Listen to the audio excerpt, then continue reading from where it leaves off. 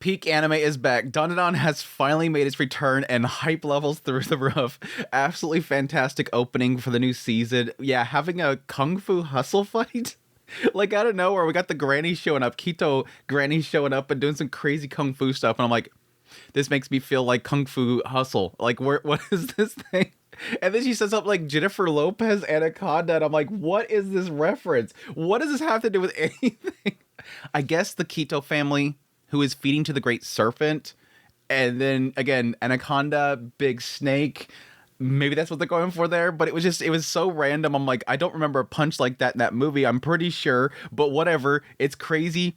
That's dandadan. That's what I felt in the first season. I loved it so much just because it's so stupid random, and then we're getting it again already in the first episode. But overall, really awesome episode, just a lot of fun. And yes, Ayase kicking butt, dude. I still, to this day, will repeat it over and over again. Ayase is just an incredible character. Like, she is such a bad... I just love her to death. Going toe-to-toe with all those Kitos. Just wrecking them. Pulling the dude down into her knee. Hurting her knee. Dude, you gotta shield the knee when you do that. But yeah, her just going crazy, and yeah, having obviously Turbo Granny with her, helping her out the entire time, was a lot of fun. But I did cover the first season, had a lot of fun covering it. It's one of those series that's not like too much to kind of dig into, but it's a fun one to talk about. So we'll be doing it again this season, but let's just jump right into it. Resolving the whole situation with the hot spring. I have to admit, I'm a bit miffed that we left it episode 12, the first season, on this point. Because it was mean. I even said it back there. I'm like, this is a really stupid point to leave it at. This is mean. Because it gets resolved so fast. It gets resolved so fast. Like, within minutes, she's safe again. We are not leaving it with the first season with her in literally an H scene with a bunch of creepers in a hot springs attacking her. We're going to leave it there when it could just get resolved within a minute.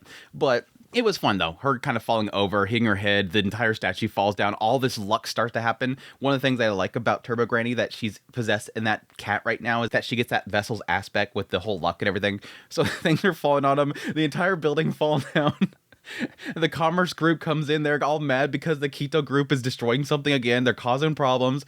Which that gets into, like, the Kito family itself, which we get into more in the idea that, yes, they are this family that's seemingly running things in the background. There's like a Yakuza family. They've been around for forever doing these rituals and whatnot and taking care of the entire area. When they first arrived on the island to this location, I had a sense they were going to be some sort of family of spirits or something like that.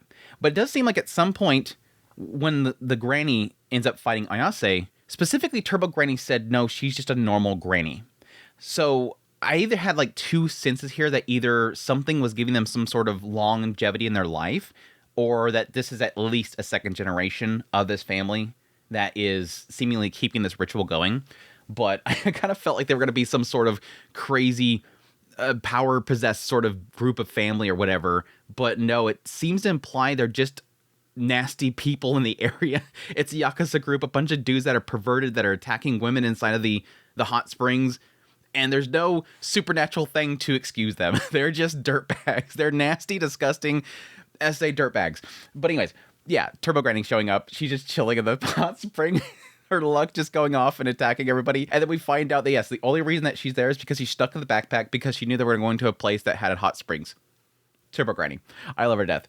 It's so weird because she saves Ayase twice in this episode, but she still keeps this idea that she's not doing it for her. I don't know. I'm still mixed on that whole thing. She's just, yes, is it either that Turbo Granny is a massive tsundere, or is she just doing it just because it bothers her? You're in the way kind of thing. I still think that she's trying to help Ayase. She's just being tsundere about it because, again, what we introduced Turbo Granny's story being is that there was all these girls that were being attacked, and she was sort of taking care of all those spirits of those poor girls that were assaulted by men. So I think that, yeah, especially with the whole case of the guy literally grabbing her from behind, lifting up her, like, yeah, she woke up, but at the same time, she wants to help Ayase. Let's just be clear there. But anyways, that's when we get Ayase walking around the town, and eventually she goes to this Earth Child shrine. And apparently the name of it was Earth Child, and she looks inside the shrine. The guy wants to be a boo tuber, apparently, so he's trying to do these handstands.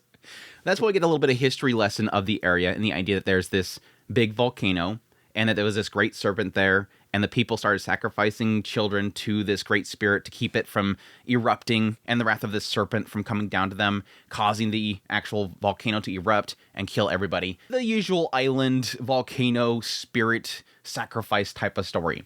But I do like the fact that at some point the guy's like, yeah, that's all a lie. This is actually just, some skin from a skin from a serpent, which that's what I thought when she first seen it. And I'm like, that's totally a snake skin. Why are they talking about it being an umbilical cord? I guess that's the whole Earthchild thing, is the umbilical cord thing, but it still is like this whole like shattering of the expectations there. Poor Ayase's like, Okuron's gonna be upset, but at least I got a good story for him. He'll probably like that story. But no, the punchline at the end was actually did get a chuckle out of me. The idea, he's like, I just want to be a boottuber. He said something to the effect that he was trying to shatter this sinful like cycle that was happening, which I do respect that. This random boy that's taken over the shrine, he's seen the truth of this whole thing, and he sees sort of the nastiness of the past where people were sacrificing people for something that wasn't even real. And then here he's trying to shed light to that. And yeah, I just want to become a boottuber. I want to become a boottuber and get away from this whole like lie, this sinful lie that was causing people to kill people. Oh, why don't you just tell them the story? That's true. why don't you make a video on it? Yeah, I guess I could do that. Let's see if it gets some good views. I don't think it would. But anyways, that's when Ayase goes back to the house. While she's away, let's establish while she was away the entire time. Yes, Okuron and Gigi's trying to figure out what this whole room is, and then suddenly the landlady shows up, which ends up being, yes, the Kito family. And they just come storming in and make the place like their own. I thought at first it was like a housewarming thing, but no, his family's been there for a while now. And so they wouldn't be coming there to welcome them home. They literally just walk in there and act like it's theirs, which, yes, establishes here it's a rental and they own the house. Because of the fact that their parents are in the hospital, they can't charge them rent. And so there's this aspect where Gigi is appreciative of the Kito family because they're allowing him to stay there and not charge him rent. But at the same time, they're treating him like trash because they have that over him. And so they just come in there and make themselves at home and just chill there and just treat him horribly. Yeah, act very loyal. Yeah, you better act nice. We're being so nice to you. You should be appreciative of what we do, all the stuff that we do for you, even though all this kind of stuff. Don't lie to me. Who's this boy? You didn't bring another psychic, did you? No, look at this kid. You think this kid's a psychic? And then she pulls out a shotty. I have a hunting license. Accidents happen. You wouldn't want an accident to happen, would you? And the police officer just walks in the door. I thought that would have been funny, just kind of let that play out. I mean, that was the joke. The dude just kind of pops around the corner right when she has this gun pointed at them. And oh yeah, it turns out to be somebody that's working for the Kito family, so he's not going to do anything.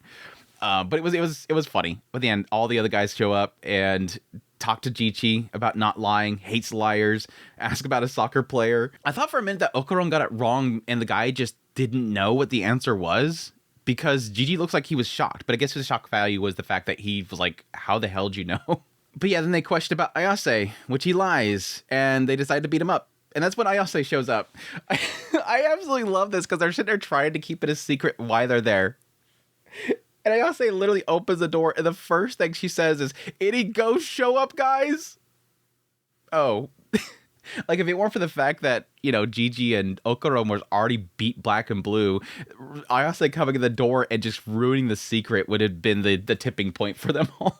But yeah, that's when we get the awesome Ayase moment where she's just kicking the absolute crap out of all these dudes. It was so freaking epic. Like, the kick to the head, the pulling the guy's head down, hitting him in the knee, kicking the dude in the arms. Ayase was kicking absolute butt, and I love it. As per usual, this girl is just a bad, and I just absolutely adore her. How often Okuron is in over his head, and she just shows up and just kicks total butt. And yeah, the guy did the whole like grab from behind and getting pervy again, and then out of nowhere, Turbo Granny just shows up and just activates the lock, and the dude just bunks his head. But then yeah, the Kung Fu Hustle moment. The Kito Granny just showed up out of nowhere, and she just starts going freaking ballistic on her. And Ayase starts chucking stuff at her, and she's just like deflecting it. And for a brief shot, I didn't notice the first time, and then I had to go back because I'm like, was that what I thought it was? Yeah, she literally throws a dude at the granny. She just like swats him away.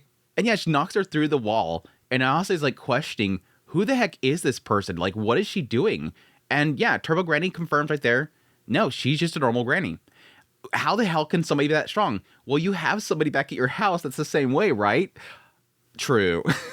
Ayase's like, oh yeah, grandma. Yeah, that's true. True. Grandmas be crazy in this series. But that's when they get into the secret room that Okuron and Gigi found, which apparently is a sacrificial shrine.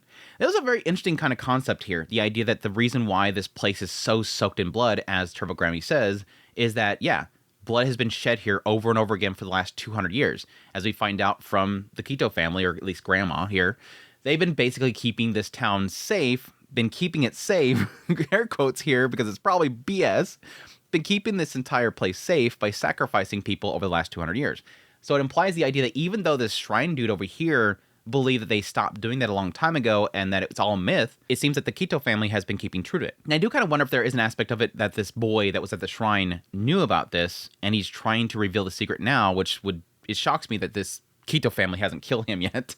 Or if it's something that the Kito family has been keeping completely secret. But yeah, it just so happens they now have 3 people they need. I'm kind of curious if the 3 will be important somehow.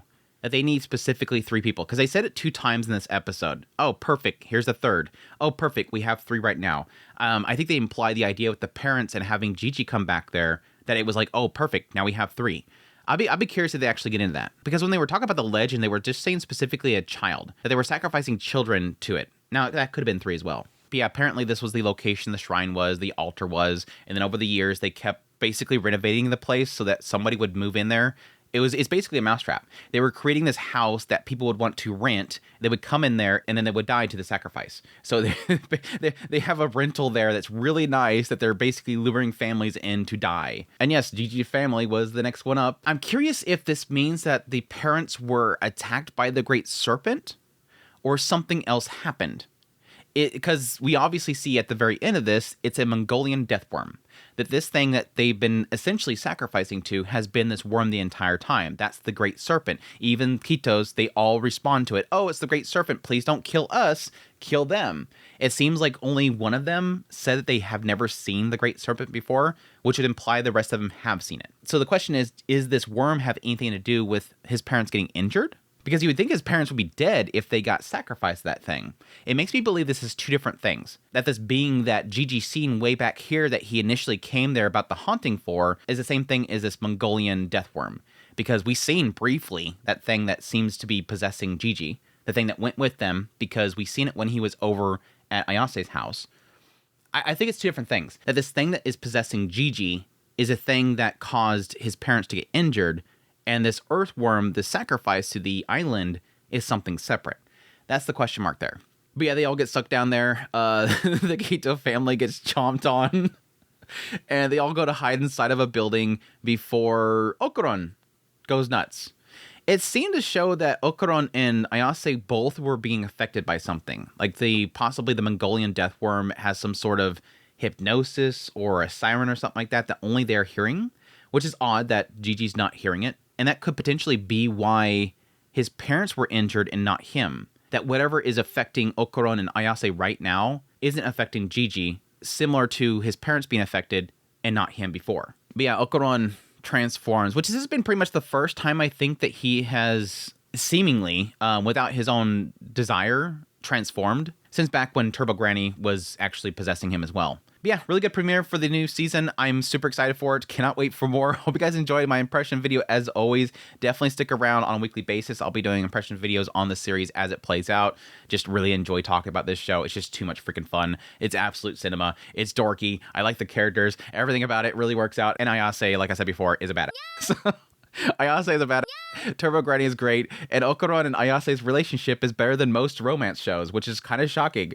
But anyways, hope you guys enjoyed the video. If you did, hit the like button down below. Become a member of the channel if you want to support the channel. And until next time, y'all take care.